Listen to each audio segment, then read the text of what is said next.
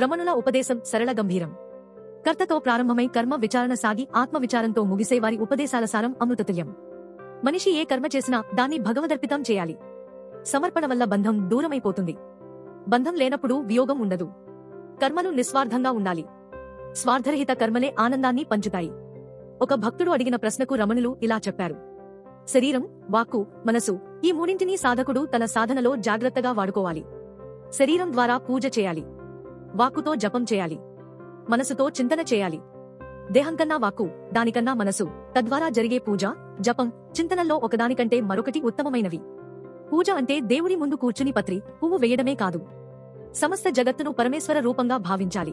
రమణుల బోధనల ప్రకారం మొదట ఏదైనా మంత్రాన్ని బిగ్గరగా పలుకుతూ అటుపై దానికన్నా మంద్రస్థాయిలో అనుకుంటూ ఆ తర్వాత మౌనాన్ని ఆశ్రయించి సాగించే ధ్యానం సర్వోత్కృష్టమైనది. ఉత్తమమైన ధ్యానం వల్ల కోరికల తీవ్రత క్రమేపీ నశించి ఆలోచన ప్రవాహపు ఒరవడి తగ్గి నిశ్చల స్థితి కలుగుతుంది. ధ్యానం వల్ల మనసు మన అధీనంలోనే ఉంటుంది.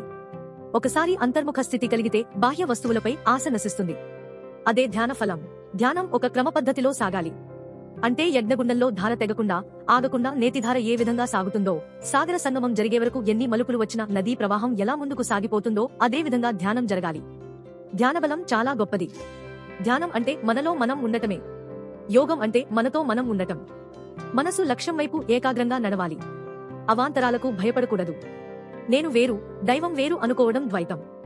వేరు కాదు అనే స్థితిలో ఉండగలగడం అద్వైతం. నామరూపాల్లో తిరుగులేని నమ్మకం ఉండటం అనన్య భక్తి. మనిషి ధ్యానం ద్వారా భావరహిత స్థితికి చేరుకోవాలి.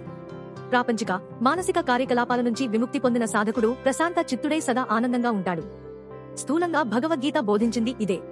కర్మయోగంలో అహం నశించి, భక్తి యోగంలో అహం స్ఫురణ కలిగి, జ్ఞానయోగంలో ఆత్మానుభవం పొంది సాధకుడు తన మనసును హృదయంలో లయం చేసి అద్వైత భావనలో నిరామయుడై ఉంటాడు అంటారు రమణులు. ఏకాంతంలో సమూహాన్ని, సమూహంలో ఏకాంతాన్ని అనుభవించగలిగితే అదే ఆత్మనిష్ట అంటారు రమణ మహర్షి.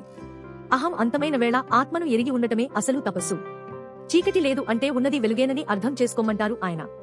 54 సంవత్సరాల పాటు ఆత్మనిష్టలో ఉండటం ఒక్క భగవాన్ రమణ మహర్షుల వారి విషయంలోనే జరిగింది. సాధన, శోధన అవసరం లేకుండానే ఆత్మనిష్టలో సంచరించిన రమణుల శుద్ధవాక్యే మనందరికీ ఉపదేశ సారం. అదే రమణోపదేశం.